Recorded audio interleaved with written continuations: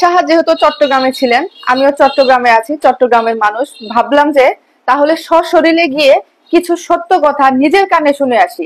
অনলাইনে তো অনেক রকম দোষারোপ হচ্ছে, এ দোষ দিচ্ছে, সে দোষ দিচ্ছে, বউরা পক্ষ নিচ্ছে সুস্মিতার, শাশুড়িরা পক্ষ নিচ্ছে পলাশের মায়ের। কিন্তু এখানে আমি এই কিউরিওসিটি থেকে গেলাম পলাশ শাহ যেখানে থাকতেন সেখানে সেখানে গিয়ে কথা হলো তার বাড়িওয়ালার সাথে, এবং আরো দুইজন মানুষের সাথে আমার কথা হয়েছে। কি কথা হয়েছে, কি ধরনের কথা হয়েছে, সেটাই আজকে আপনাদের সাথে শেয়ার করব। আপনাদের সাথে শেয়ার করার জন্য, সঠিক ঘটনাটা জানানোর উদ্দেশ্যে আমার আসলে সেখানে যাওয়া।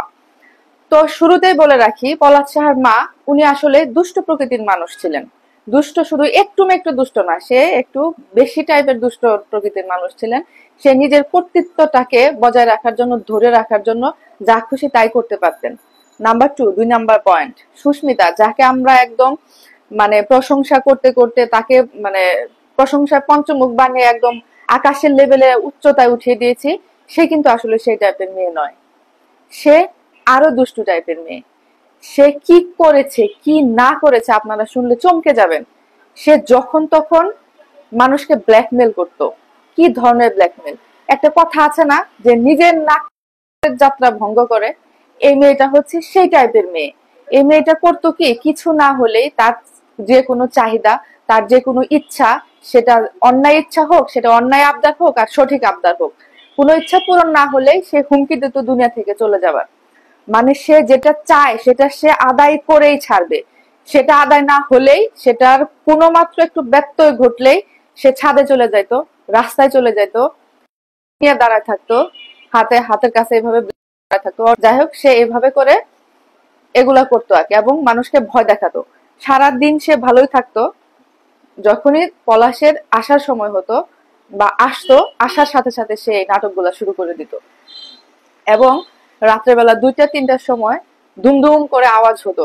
তার তার নিচের যারা থাকতো, তার বাসার নিচে থাকে না, ফ্লোরে, first, second floor, third floor, এরকম নিচে যারা থাকতো তারা, আর একটু কিছু হলে, ধরেন একটু মন মতো হয়নি তার কিছু, একদম ভাঙচুর শুরু করে দিত। যা খুশি তা একটা অবস্থা এইভাবে করতো। প্রচন্ড রাগী, প্রচন্ড রাগ। এবং সে সে যেটা চাইতো সেটা সে আদায় করার জন্য যা করতে হয় সে তাই করতো। আদায় করার জন্য যদি দুনিয়া থেকে চলে যেতে হয় সেটাও সে করতো। এবং পলাশ সাহা চলে যাওয়ার আগের দিন রাত থেকে শুরু করে সকাল পর্যন্ত অনেক রকম কাহিনী হয়েছে। তার আগের দিন গিয়েছে অফিসে। অফিসে না গেলে, সুস্মিতা যদি অফিসে না গিয়ে যদি ঘরে থাকতো তাহলে এরকম কিছু হতো না।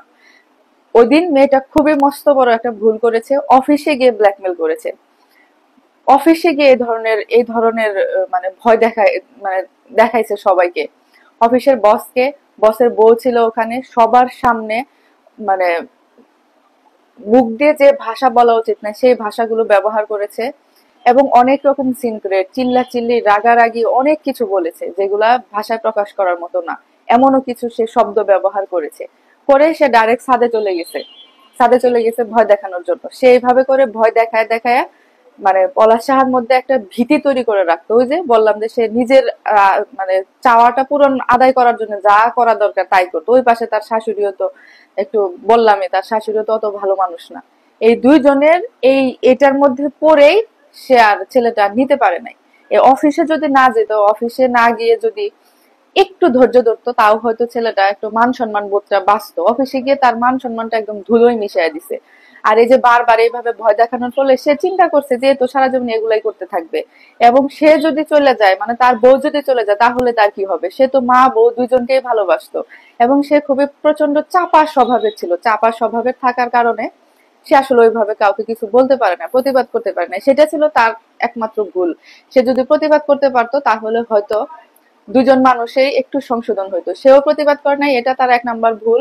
আর হচ্ছে যে মা তো দুষ্টই। আর এই যে তার, সুস্মিতার যে স্বভাবটা, এটা আমি আজকে আপনাদের সাথে একটু বোঝানোর চেষ্টা করলাম। এই যে অনেকে যারা বউরা এসে আবার আমাকে বলবেন যে আপনি কি শুরু করলেন, কি বললেন, এটাই সত্য আপুরা, দিদিরা, এটাই সত্য আসলে, যে সুস্মিতা এই ধরনের কাজগুলো করেছে।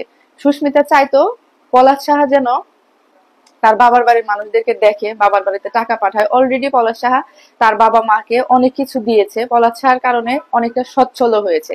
এগুলা না বলি, এগুলা শুনতে খারাপ লাগে। তবে যাই হোক, এই মানুষটা চলে যাওয়ার পিছনে এই দুইজন মানুষই দায়ী। শুধু একজনকে দায়ী করলে হবে না। এই ধারণাটা আমারও ভুল ছিল। আমি আসলে শুরুতে ভাবছিলাম যে সব দোষ আসলে হয়তো পলাশ আর মায়ের, কিন্তু না, এখানে দুইজনই সমানভাবে দোষী। আর ছেলেটা একদম কুলায় উঠতে পারে নাই, কুলায় উঠতে না পেরে এই ধরনের একটা সিদ্ধান্তে গিয়েছে। মানুষ কখন এই ধরনের সিদ্ধান্ত নেয় জানেনি, কতটা কষ্ট পেলে এই ধরনের সিদ্ধান্ত নেয় সেটা তো আপনারা জানেনি। ঠিক আছে বন্ধুরা, ভালো থাকবেন। আজ এই পর্যন্ত, আল্লাহ হাফেজ, বাই বাই।